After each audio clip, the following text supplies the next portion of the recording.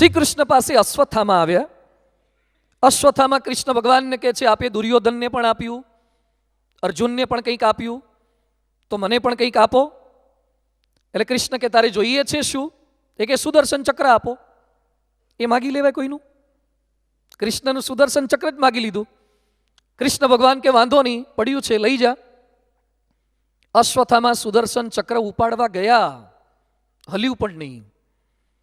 અને પછી કૃષ્ણ ભગવાન બોલે છે કે વત્સ, કશુંક પામતા પહેલા તેને પામવાની પાત્રતા કેળવવી પડે. પામતા પહેલા પાત્રતા કેળવવી પડે. અહીંયા બેઠેલા લગભગ પ્લેનમાં બેઠા હશે. પહેલા તો કોકપીટમાં પણ આપણને બેસવા દેતા હતા. ચાર્ટર્ડ ફ્લાઇટમાં તો આપણે કેપ્ટનની બાજુમાં પણ અનેક ફ્લાઇટમાં અમે પણ બેઠા છીએ. ચાર્ટર્ડ ફ્લાઇટમાં મેં પ્લેન જોયું છે. ઇઝી છે, આમ પ્લેન ચલાવવું તો ઇઝી જ છે ને, બહુ ટફ નથી. બસમાં તકલીફ પડે, રોડ પર ટ્રાફિક નડે, ગાયો અને બાયો આડી આવે, બમ્પ ના આવે, કશું જ ના આવે. બેસી જ જોજો, 300 જેટલી નાની મોટી સ્વિચીસ આવે છે. એકાદું પણ ઇન્ડિકેટર રેડ બતાવે તો નથી ટેકઅપ કરી શકાતું. ઇઝી નથી, પાત્રતા કેળવવી પડે છે. નરેન્દ્રભાઈના પીએ થવું હોય તો પીટીસી ના ચાલે, યુપીએસસી જોઈએ.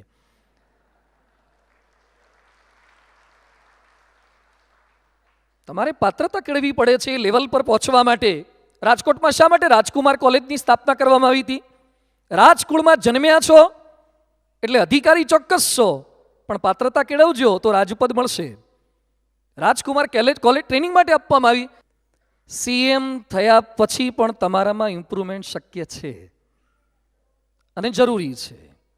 અને એના માટે તમારે સ્પેશિયલ કન્સલ્ટન્ટ રાખવા પડે.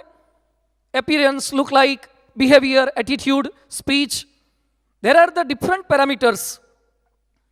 એમ આપ બધા પણ કદાચ વારસાગત સંપત્તિથી, સત્તાથી, સ્વભાવથી, શરમથી લીડર થઈ ગયા છો, પણ ક્ષમતા સાબિત કરવી પડશે. પણ ડૉક્ટરનો દીકરો ડૉક્ટર ના થાય, પણ ડૉક્ટરનો દીકરો ડૉક્ટર ના થાય એને તો નીટ ક્લિયર કરવી પડે. એમ તમારા બાપુજીની ફેક્ટરી હોય એ લીડર થાય એટલે તમે લીડર ન થઈ જાઓ. તમારે લીડરશિપ શીખવી પડે છે, એ કેળવવી પડે છે. સરકાર પણ પ્રયાસ કરે છે, CCCની એક્ઝામ, ચિંતન શિબિર, આ બધા પ્રયાસ સરકાર પણ ખૂબ સારા કરે છે. ઇનર એન્ડ આઉટર ક્ષમતા એ બધી જ વધારવી પડે છે. તો આપ બધાને મારી રિક્વેસ્ટ છે, સારા લીડર થવા માટે સારું વાંચતા રહેજો. સારું વાંચન, સારું શ્રવણ, સારાનો સંગ અને સારું જોતા રહેજો. ગમે તેટલા સારા હશો પણ જો વાંચન ખરાબ હશે, ગમે તેટલા સારા હશો પણ તમારી બાજુમાં કોઈક એવા બેઠા હશે, it can reduce your Prestige. સંગ કોનો રાખવો ન રાખવો એ પણ અગત્યનું છે. તો ઇમ્પ્રુવમેન્ટ, એન્હાન્સમેન્ટ, અમારી સંતોની પણ શિબિર થાય છે એવરી યર. BAPSના 1100 સાધુને 3 થી 4 દિવસ સુધી ઇન્ટ્રોસ્પેક્શન કરાવવામાં આવે છે, રિટ્રીટમાં લઈ જવામાં આવે છે કે ભગવા કપડાં બહારથી પહેર્યા છે, હૃદય ભગવું કર્યું છે કે નહીં, ભગવાનના આપેલા આદેશો મુજબ આપણે જીવન જીવીએ છીએ કે નહીં, સમાજ આપણને જમવા માટે રોટલો આપે છે, એ રોટલાનું વળતર ચૂકવીએ છીએ કે નહીં. તમામ સાધુને આ તાલીમ આપવામાં આવે છે. તો જીવિત છીએ ત્યાં સુધી સતત સુધારો શક્ય છે. મર્યા પછી તો ડેડ બોડીમાં બગાડો જ થાય. ગમે તેટલું સારું હોય, અને ડૉક્ટરો ઘણા બધા બેઠા છે અહીંયા, તમામ organs within a few seconds or few minutes or few hours એ બગડવા જ લાગશે. જીવતા હોય એ સુધારો કરી જ શકે. અને જો તમે ન સુધારો કરો સમજજો કે જીવિત નથી. સુધારો થાય તો જ જીવિત સમજવા. બીજું, સારું બનવાના પ્રયાસ ન કરવા, સારું કરવાના પ્રયાસ કરવા. સારું એની જાતે બની જવાશે. સારું બનવાના પ્રયાસ લોકો ખૂબ કરે છે. પરમ પૂજ્ય પ્રમુખ સ્વામી મહારાજની ઉંમર કેવળ 28 વર્ષની હતી. એ સમયે BAPS સંસ્થામાં એમના કરતાં પણ સિનિયર સાધુ ઘણા હતા. છતાં પણ BAPS સંસ્થાના સ્થાપક શાસ્ત્રીજી મહારાજે 28 વર્ષના નારાયણ સ્વરૂપદાસને આ BAPS સંસ્થાનું સુકાન સોંપ્યું. કેમ? એમણે બનવાનો ક્યારે પ્રયાસ નહોતો કર્યો, સારું કાર્ય કરતા હતા.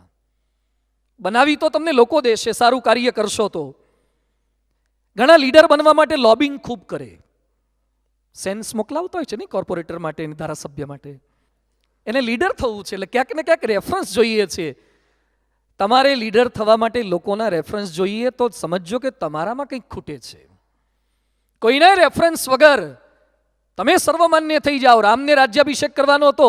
આમ દશરથે બાકીની તમામ પ્રજાને પૂછ્યું, આખા મંત્રીમંડળને પૂછ્યું કે મારા પછી રામનો રાજ્યાભિષેક કરવો છે તો કેટલા એગ્રી છો? બધા એકી અવાજે હા પાડી દીધી હતી. રામના વાણી વર્તનને વિચારો એવા હતા.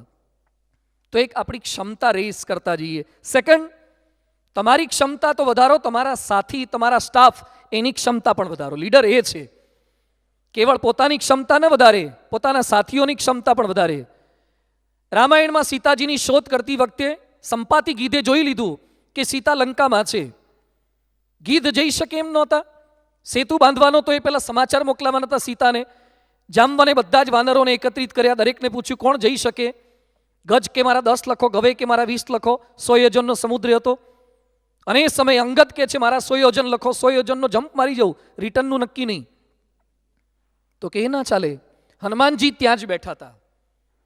હનુમાનજીએ ના પાડી. વાંચજો રામાયણ. હનુમાન કે છે હું નહીં જઈ શકું. એટલે જામવાન કે છે હનુમાન કિમ ન જલ્પસી કિમ તૃષ્ણિમ બભુવ, કેમ ચૂપ બેઠો છે, કેમ તું ના પાડે છે? આજે જે રામદૂત તરીકે ઓળખીએ છીએ ને, એ હનુમાનજીએ સૌ પ્રથમ વખત રામના દૂત બનવાની ના પાડી હતી. એને એની શક્તિ પર વિશ્વાસ નહોતો, એની ક્ષમતા પર વિશ્વાસ નહોતો. અને જામવાને કીધું તું ચાલી ના શકે, તું તરી ના શકે, તું તો ઉડી શકે, તું પવનનો સૂત છે. લીડરનું કામ આ છે, એને એનર્જાઇઝ કરો, એનહાન્સમેન્ટ કરો એની કેપેસિટીનું. અને હનુમાનજી તૈયાર થયા એ ઘટના આપણે જાણીએ છીએ. અર્જુન ભાંગી પડ્યા હતા અને કૃષ્ણે કર્યું છે શું? 700 શ્લોકોની ભગવદ્ ગીતા સંભળાવીને એ જ અર્જુનના હાર્ડવેરમાં કોઈ ફેરફાર નથી કર્યો, સોફ્ટવેરમાં ફેરફાર કર્યો છે. અહીંયા બેઠેલા બધા પાસે પણ ક્યાંક ને ક્યાંક હનુમાન છે, પણ કામ કરવાની ના પડતા છે. અહીંયા બેઠેલા બધા પાસે ક્યાંક ને ક્યાંક અર્જુન છે, પણ લડવાની ના પડતા હશે. આવશ્યકતા છે ક્યાંક જામવાન બનવાની, આવશ્યકતા છે ક્યાંક કૃષ્ણ બનીને ગીતા સંભળાવવાની. Improve and enhance your capacity. પ્રયત્ન કરવાનો છે.